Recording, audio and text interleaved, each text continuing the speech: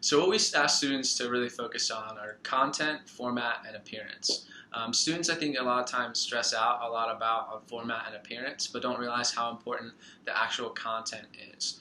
The bullet points really need to communicate skill sets, so managing, following logistical plans, leading, all that sorts of stuff.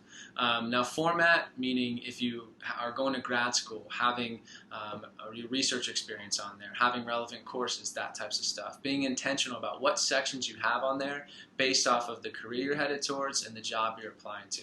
And appearance, a lot of times people want to cram as much as they can onto their resume. A lot of times we do want the resume to be one page. Unless you're going to grad school, unless you're maybe applying for a government job, your resume will be one page, but white space is your friend. So you don't want to be having a resume that just looks like one block of black ink. We want to make sure that we have some white space and that the reader is guided through the resume.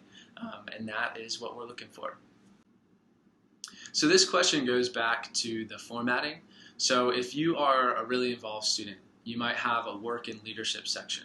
And then if, let's say, you worked at Chick-fil-A for 3 years and you learned a lot of skills, and honestly, food service is like a fraternity. So if there's a hiring manager or recruiter that worked in food service or something like that for a long time, it's still valuable to put on there, but you might have a relevant experience section, just a list that you worked at Chick-fil-A, put the dates, no bullet points or anything. But if you have 2 or 3 things that are really valuable that are just need to be existing on your resume, you can have like a relevant experience section. Just list what you did, the dates, and just shows that you have more experience, not just what you flushed out in the work and leadership section. I'd say the first one is that no matter whether it's grad school or a job, that grad school is going to put a lot of money, resources, training into you.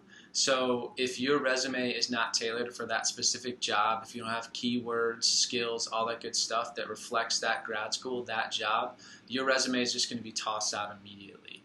I would also say, I mentioned white space earlier, you don't want to hurt someone's head as they're reading these resumes. You have to realize that hiring managers and recruiters are reading these resumes all day. So if you're not guiding their eye, if your resume isn't pleasant to read and easily digestible, that's something that's not even going to be looked at. So I'd say those are probably the top 2 pet peeves that will get your resume immediately tossed out.